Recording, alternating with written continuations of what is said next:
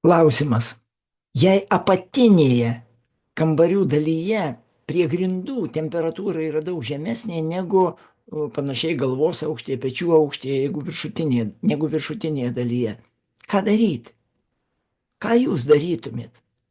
Žinot, ateina pas mane žmogus konsultuotis ir sako, aš nuolatos jaučiu, kad man šąla kojos namuose. Nejauku. Galvoju, šaltos grindys. Paėmiau, galvoju, peršalo pamatai.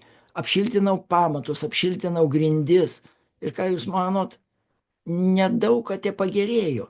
Vis tiek kažkaip tai apačioj nejauku, šalta, norisi kojas pakelt, susiraityti kažkur ant sofos. Kame reikalas? Kaip jūs manot, kame reikalas?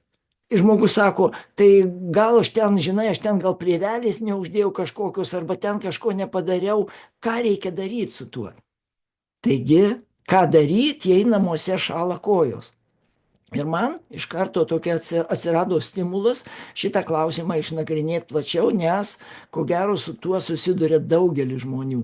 Taigi, kita mano laida, nemokama mokomoji laida, ką aš vedu pastoviai, tai ir bus namuose šąla kojos, ką daryti. Pagal šitą atvejį aš tiesiog ir pavadinau savo laidą taip. Taip, tai apie ką kalbėsim šitoje laidoje?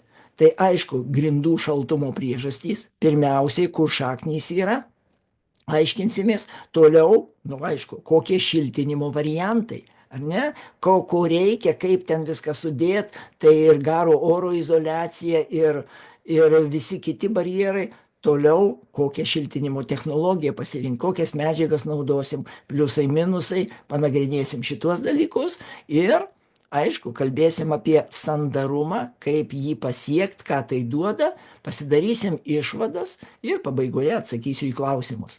Taigi, kita mano mokomoji laida ir yra namuose šąla kojos. Ką daryti? Registruokitės, susitiksim.